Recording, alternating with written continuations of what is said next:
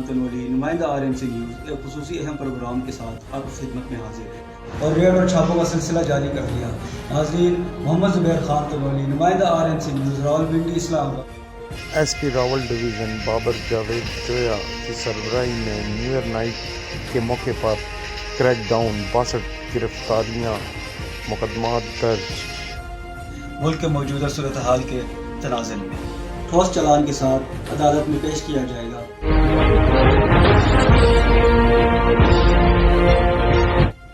خبر شامل کرتے ہیں 7 سالہ معصوم حمزہ کی۔ 7 سالہ حمزہ کو بازیاب کرا لیا گیا۔ ایس پی اور SDPO سٹی نے بچے کو ورثاء کے حوالے کر دیا۔